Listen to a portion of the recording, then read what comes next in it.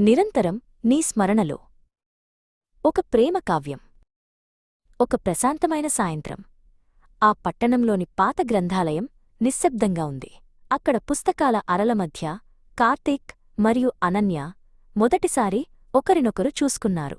ఆ క్షణం వారి జీవితాలను మలుపు తిప్పుతుందని వారు ఊహించలేదు.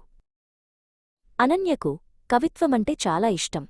గ్రంథాలయంలోని కిటికీ దగ్గర కూర్చుని ఆమె పుస్తకాలు చదువుతుంటే ఆమె కళ్లలోని మెరుపు కార్తీక్ను ఎంతగానో ఆకట్టుకుంది. ఆమె తన సొంత ప్రపంచంలో విహరిస్తున్నట్లుగా కనిపించేది. కార్తీక్ సంగీత ప్రియుడు. గిటార్ వాయిస్తూ పాత పాటలను పాడటం అతని అలవాటు. ఒకరోజు కాలేజీ ఆడిటోరియంలో అతను పాడుతున్న పాట విన్న అనన్య అతని ప్రతిభకు మంత్రముగ్ధురాలైంది. వారిద్దరి మధ్య స్నేహం క్రమంగా బలపడింది. కాలేజీ దగ్గర ఉన్న ఒక చిన్న కాఫీషాపు వారి చర్చలకు వేదికైంది. అక్కడ వారు గంటల తరబడి సాహిత్యం, జీవితం మరియు తమ కలల గురించి మాట్లాడుకునేవారు. అనన్య తన డైరీలో కార్తీక్ గురించి కవితలు రాయడం మొదలుపెట్టింది. అతనితో గడిపిన ప్రతిక్షణం ఆమెకు ఒక మధుర జ్ఞాపకంలా అనిపించేది. ఆమె మనసులో ప్రేమ మొలకెత్తడం ప్రారంభమైంది. ఒక చల్లని సాయంత్రం పార్కులోని ఒక అందమైన పూలచెట్టు కింద కార్తీక్ తన ప్రేమను వ్యక్తపరిచాడు.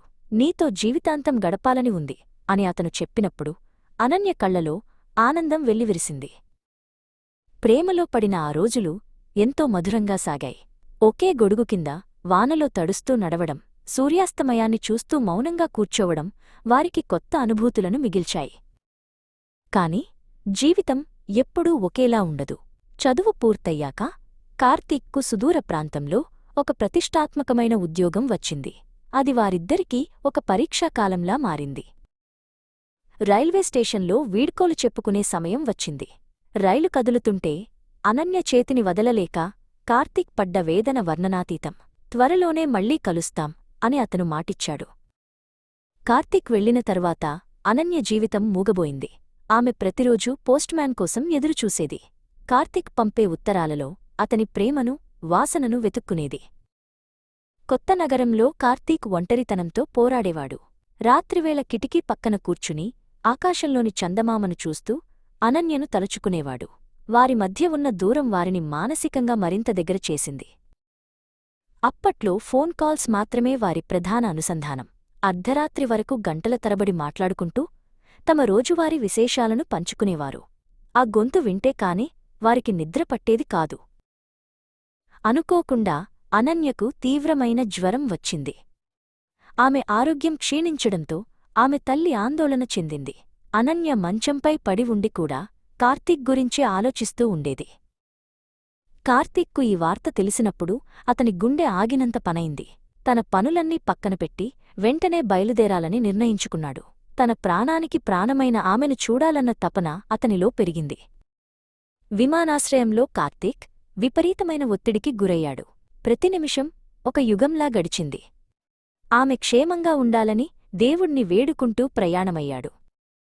ఆసుపత్రి గదిలోకి అడుగుపెట్టిన కార్తీక్ నీరసంగా ఉన్న అనన్యను చూసి చలించిపోయాడు.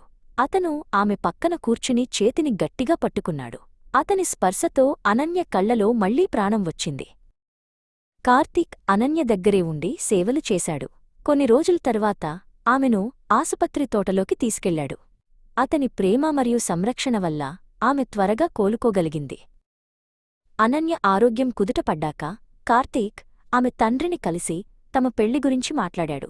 కార్తీక్ చూపించిన నిబద్ధత మరియు ప్రేమను చూసి పెద్దలు సంతోషంగా అంగీకరించారు. పెళ్లి పందిరిలో కార్తీక్ మరియు అనన్య సాంప్రదాయ వస్త్రాల్లో మెరిసిపోయారు.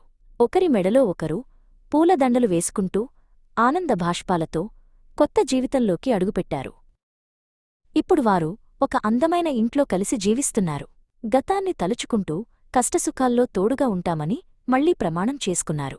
నిజమైన ప్రేమకు దూరం ఒక అడ్డంకి కాదని వారు నిరూపించారు.